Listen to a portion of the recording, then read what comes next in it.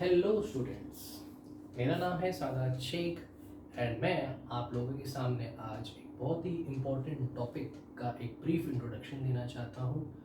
ये topic 11th standard students के लिए और ख़ासकर नीट और JEE एस्पिरेंट्स के लिए बहुत ही इम्पोर्टेंट टॉपिक है, बहुत ही प्रैक्टिकल ओरिएंटेड टॉपिक है एंड इस टॉपिक का नाम है रिलेटिव मोशन। ये टॉपिक सीखने के लिए हमारे पास काइनेमेटिक इक्वेशन का थोड़ा सा बैकग्राउंड होना चाहिए एंड जैसा कि ये टॉपिक का नाम बोल रहा है रिलेटिव मतलब किसी और के एस्पेक्ट से। रिलेटिव मोशन का मतलब होता है हो सकता है दो ऑब्जेक्ट्स मोशन में हो या फिर दोनों में से कोई एक मोशन में हो, किसी एक के रिस्पेक्ट से कोई दूसरा कैसे बिहेव कर रहा है वो हम निकाल सकते हैं, या किसी दूसरे के रिस्पेक्ट से ये कैसे दिख रहा है हम लोग निकाल सकते हैं।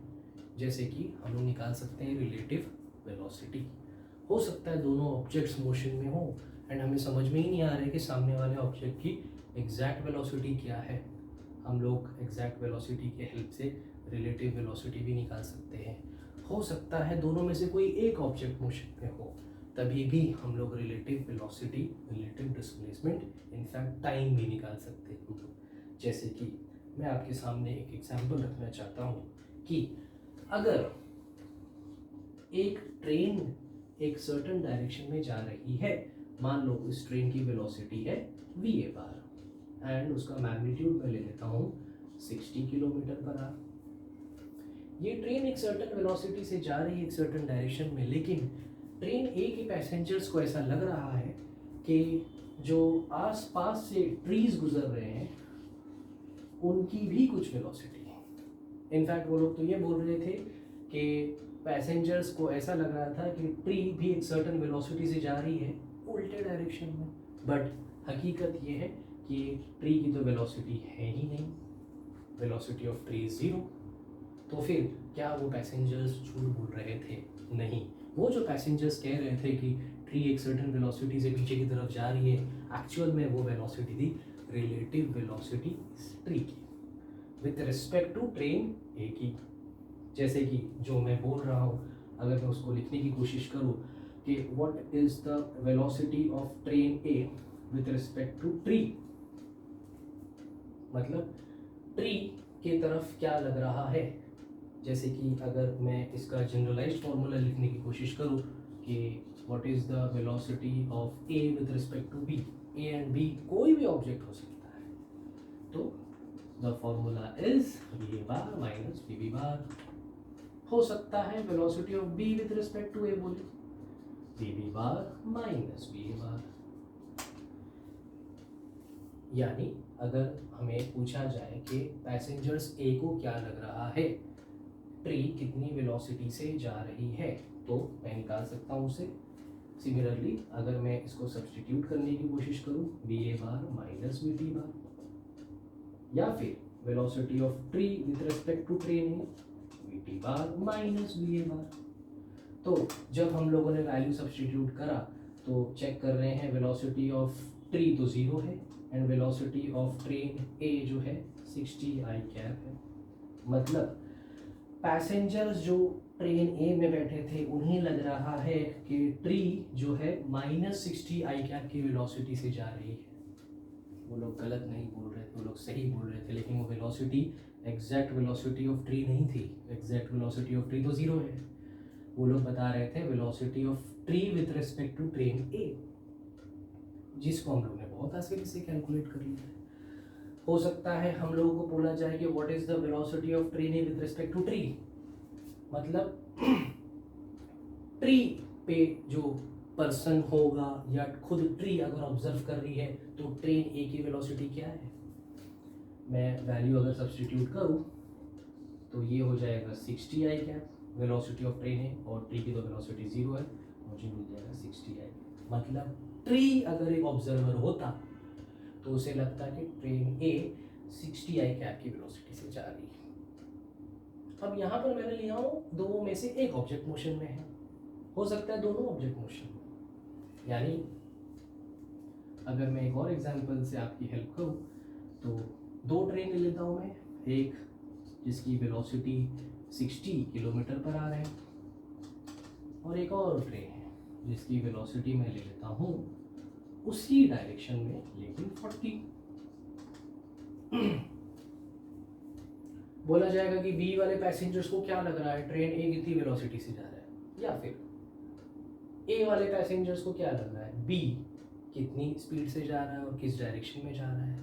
दोनों ही हम लोग बहुत ही आसानी से निकाल सकते हैं, एक ही फॉर्मूला हमारे पास है। ये दो अलग अलग फॉर्मूला नहीं है बाय द वे, एक ही फॉर्मूला है। इसको हम लोग किसी भी तरीके से लिख सकते हैं, डिपेंड हमसे पूछा क्या जा रहा है या हम जानना क्या चाहते हैं। अगर passengers A with respect to B निकालने की कोशिश करें हम लोग, यानी बी वाले पैसेंजर्स को क्या लग रहा है, मैं वैल्यू सब्स्टिट्यूट कर रहा हूँ, V A bar minus V B bar. What is V A bar, मैं देख रहा हूँ ये तो 60 आई कैप है। What is V B bar, ये तो मैं देख रहा हूँ 40 आई कैप है और मुझे जवाब मिल रहा है 20 आई कैप। मतलब बी के पैसेंजर्स को ऐसा लग रहा है कि ट्रेन ए 20 आई कैप से आगे जा रही है, पॉजिटिव एक्स एक्सिस की तरफ जा रही है। हो सकता है सवाल उल्टा हो, पूछा जाएगा कि what is the velocity of train B with respect to train A. मतलब ट्रेन ए के पैसेंजर्स को क्या लग रहा है ट्रेन बी कितनी वेलोसिटी से जा रही है। एक अंदाज़ा में देख के हो जाता है कि हाँ थोड़ा स्लो जा रही है या पीछे की डायरेक्शन में जा रही है, लेकिन एग्जैक्ट कैसे निकालें, ऐसे क्या मैं बोल सकता हूँ ये V B bar minus V A bar होगा। वी बी बार क्या है, ये तो 40 आई कैप है, वी ए बार क्या है, ये तो 60 आई कैप है, एंड जवाब हम लोग को जो मिल रहा है माइनस 20 आई कैप। मतलब ट्रेन ए के पैसेंजर्स को लग रहा है कि ट्रेन बी माइनस 20 आई कैप से जा रही है। माइनस साइन मतलब ऑपोजिट डायरेक्शन में, 20 है उसका मैग्नीट्यूड, 20 किलोमीटर पर आवर से उल्टे डायरेक्शन में जा रही है। किसे लग रहा है ये ट्रेन ए के पैसेंजर्स को। हो सकता है ये दोनों ट्रेन सेम डायरेक्शन की जगह पे ऑपोजिट डायरेक्शन हो। अगर ऐसा होता है तभी भी बिना फॉर्मूला चेंज किए हम लोग निकाल सकते हैं। यानी दोनों ट्रेन्स अगर ऑपोजिट डायरेक्शन में हो तो क्या फॉर्मूला चेंज करने की ज़रूरत है, बिल्कुल नहीं, सेम फॉर्मूला। मान लीजिए मैं आपके सामने एक और एग्जांपल रखता हूँ, एक और ट्रेन है लेकिन ऑपोजिट डायरेक्शन में। मान लीजिए मैं वही मैग्नीट्यूड रखता हूँ।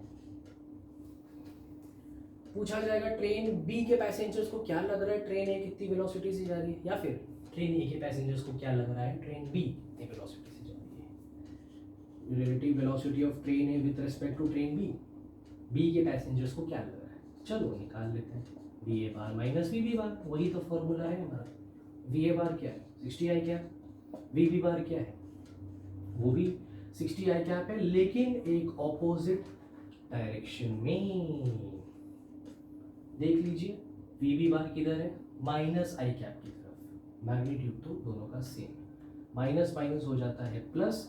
एंड मुझे क्या पता चल रहा है फाइनली, ट्रेन बी के पैसेंजर्स को लग रहा है train A 120 kilometre per our से जा रही है, वो भी पॉजिटिव एक्स एक्सिस की तरफ, पॉजिटिव आई कैप की तरफ। क्या हम लोग इसका एक और केस निकाल सकते हैं, मतलब ट्रेन ए के पैसेंजर्स को क्या लग रहा है ट्रेन बी कितनी वेलोसिटी से जा रही है, वही फॉर्मूला। तो वैल्यूज अगर हम लोग देखने की कोशिश करें, वी बी बार देखिए कितना है माइनस 60 आई कैप है, वी ए बार देखिए कितना है 60 I cap, minus 60 I cap minus 60 I cap हो जाएगा माइनस 120 आई कैप। मतलब ये है ट्रेन ए के पैसेंजर्स को लग रहा है कि train B 120 kilometre per hour की स्पीड से जा रही है लेकिन ऑपोजिट डायरेक्शन में, लेकिन ऑपोजिट डायरेक्शन। तो ये जो हम लोग अभी निकाल रहे हैं वी ए बी या वी बी ए, सारे एग्जांपल्स बता रहे हैं रिलेटिव वेलोसिटी, एग्जैक्ट वेलोसिटी नहीं, ये सब के सब रिलेटिव है क्योंकि दोनों में से कोई एक ऑब्जेक्ट एटलीस्ट मोशन में। इसी तरीके से हम लोग रिलेटिव डिस्प्लेसमेंट निकाल सकते हैं, टाइम ऑफ क्रॉसिंग निकाल सकते हैं। हमारे पास ऐसे सिनारियोज भी हैं जहाँ पर एक पर्सन को नदी का एक कोने से दूसरे कोने में पहुँचना है लेकिन रिवर का डायरेक्शन ऑलरेडी एक सर्टन फ्लो में जा रहा है तो पर्सन यहाँ से यहाँ कैसे पहुँचे, ये सारे सिनारियो को हम लोग रिलेटिव मोशन एंड इसी फॉर्मूले के हेल्प से हम लोग निकाल सकते हैं। हो सकता है पर्सन खड़ा हो और सडनली बारिश आ जाए, लेकिन जब वो चलने को लग रहा है तो उसे लग रहा है नहीं, बारिश ने तो अपना डायरेक्शन चेंज कर लिया है। Again relative velocity of rainfall, उसे ऐसा लग रहा है। इसमें बहुत अच्छे अच्छे कंसेप्ट्स हैं जो हम लोग बहुत ही आसानी से निकाल सकते हैं। ये है बहुत ही ब्रीफ इंट्रोडक्शन रिलेटिव मोशन का। Thank you so much.